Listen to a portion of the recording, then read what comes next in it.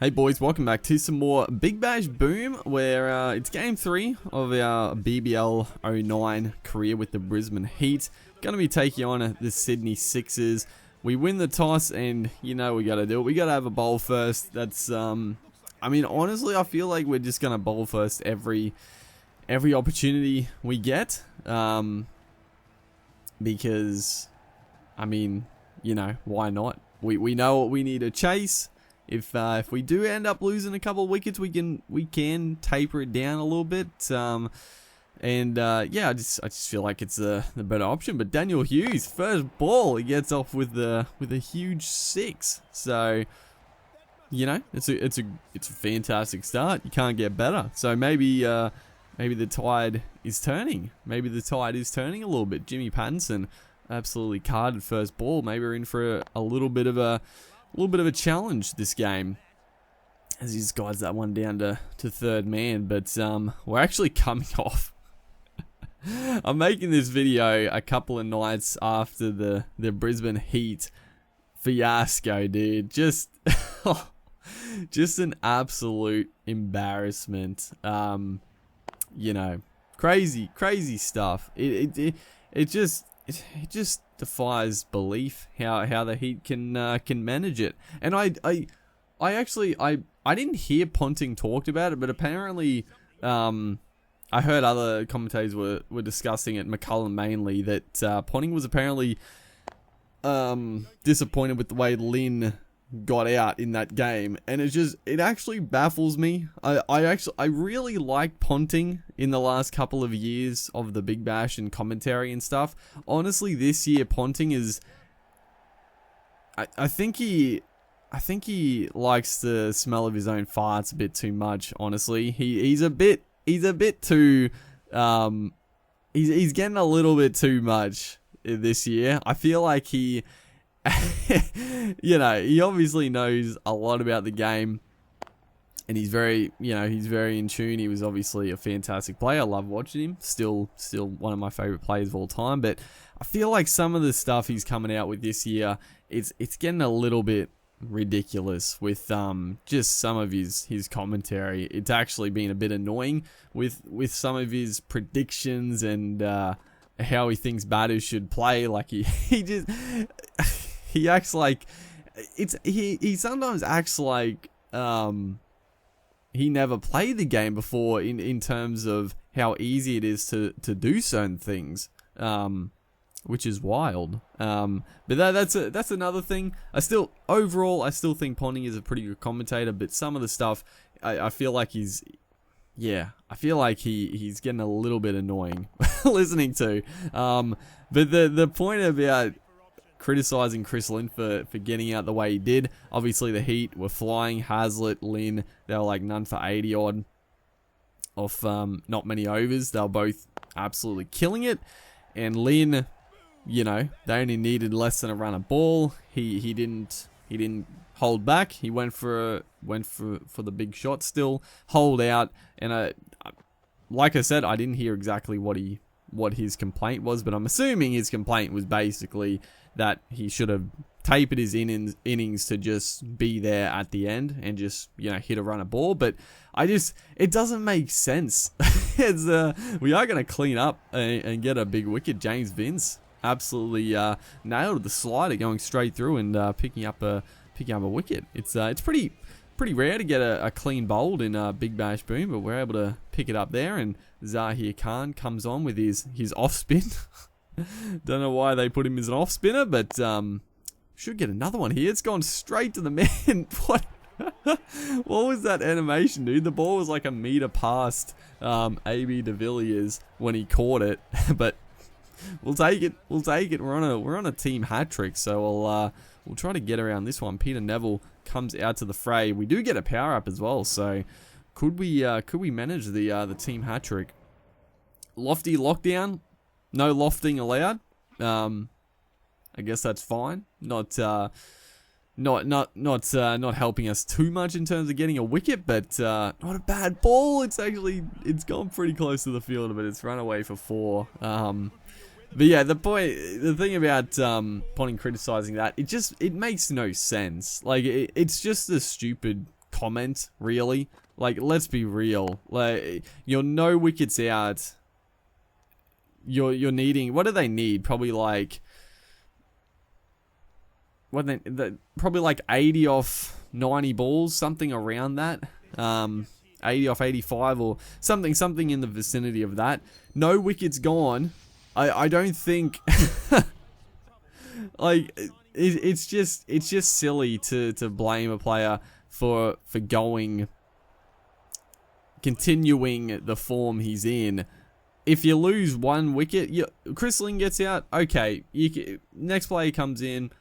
It was AB de Villiers. I didn't hear. Did he complain about de Villiers getting out the way he did? Like, I mean, he should. I mean, de Villiers went for a big shot first ball and got clean bowled. I mean, I think you should be more disappointed in the way de Villiers played than Chris Lynn. But yeah, you lose a wicket.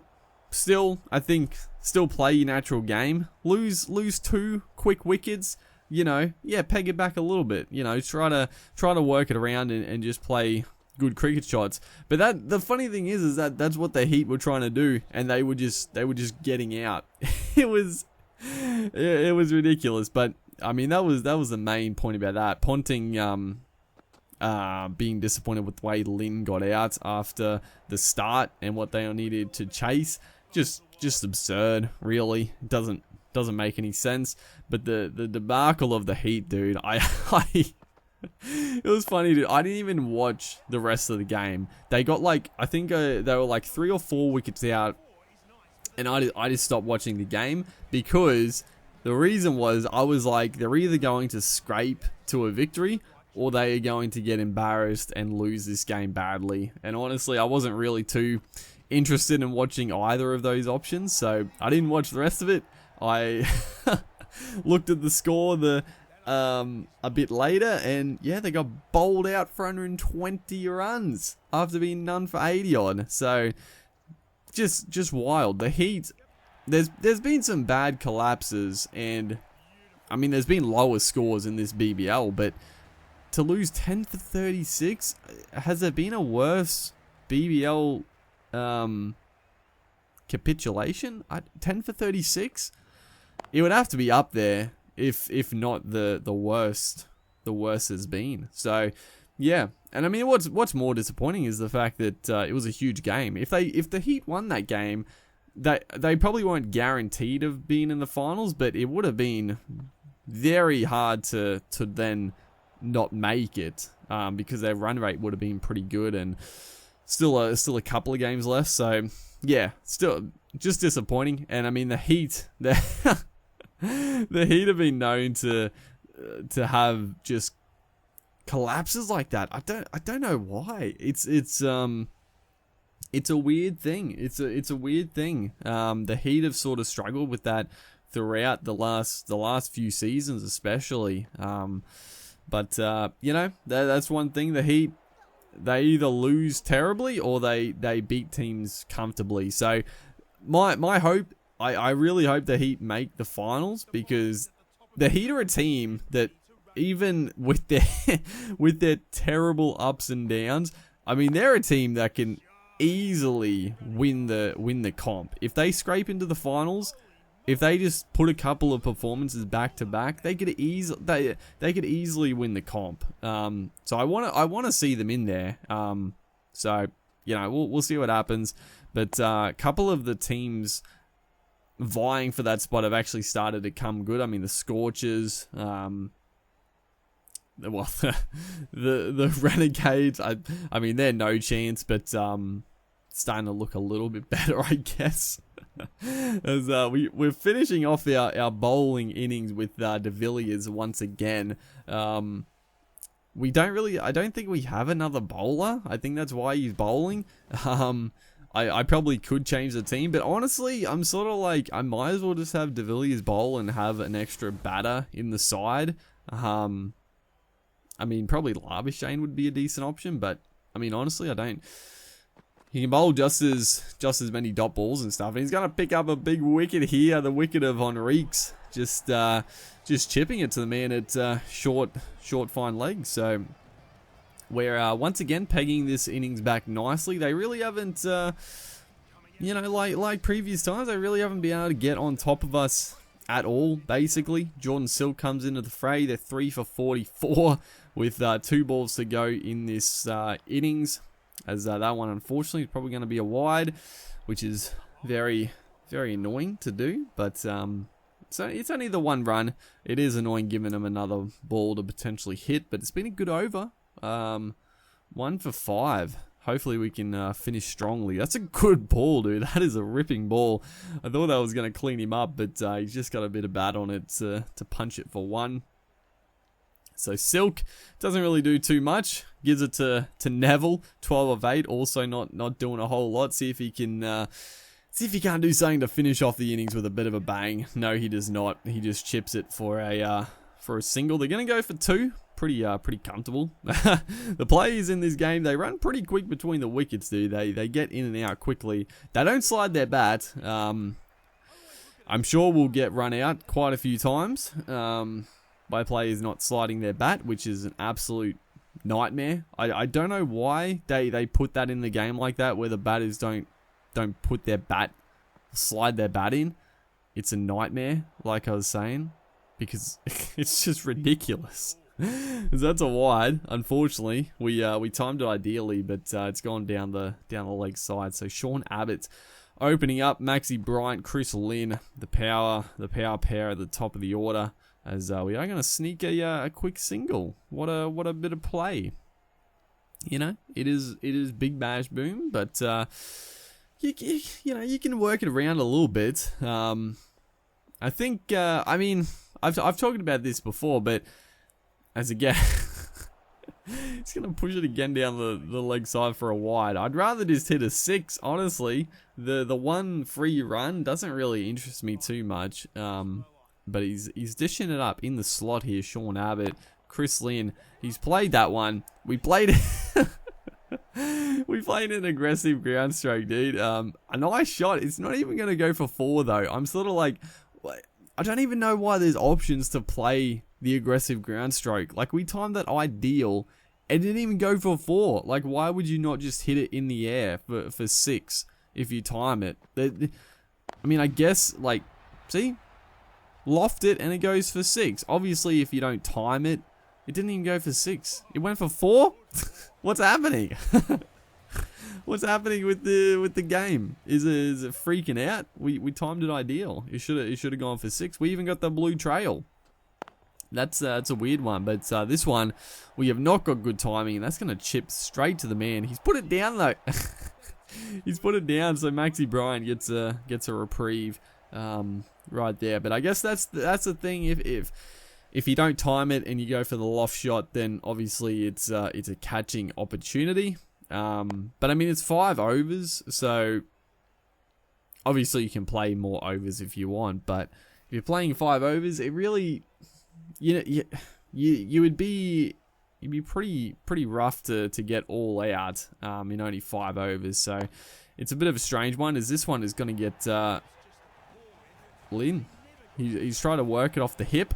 I thought I timed it okay, but not the best. And yeah, we just knocked it down the throat. So not a great start. 1 for 13 off our first over, but Maxi Bryant is facing up, and he just slots that one over mid wicket for a huge 6. So yeah, I was going to talk about this before, but I don't know. I feel like the timing. I feel like they definitely have made it more challenging than it was on release. Like, I'm still playing on hard difficulty, and that's what I was playing with when the game first released. But I feel like the timing definitely is harder in this game. I feel like I've lost more wickets than I used to in when the game came out. Is this one? I don't know why that was. That's a weird. That's the weird thing about the game as well. Like, that was ideal timing. I don't know why the footwork was bad. We played a front foot shot trying to hit it over cover. It's a ball like that. Why is that poor footwork? What do they want? Do they want me to play a back foot shot? It's pretty full. Just rewind those 2 deliveries. They were definitely front foot shots. This one is going to get chipped up, and it's it was taken. It's a no ball. Nathan Lyon, the GOAT, what are you doing, son? No ball. That's a big blunder. But yeah, go back and watch those 2 shots. Why were they poor footwork again? Why? That's the thing that freaks me out about this game. It's a full ball just outside off. Like this, that is not a ball you would play back to. There is no way you would play back to it. But this one again, just not getting the timing on the spin. I feel like the spin also is a lot more challenging to get the timing for. So you know, they've made the game a bit more challenging, but also I don't know if I'd say more annoying. Is we pinch a quick single, and well, I did allude to it in the in the innings break. He should have got there, but he decided, you know, just plant the bat down, and yeah, direct hit, just got us in all sorts. So yeah, that was very frustrating. And then I've done it again. I've freaking done it again. This one, that was probably not a run. That was not a run option.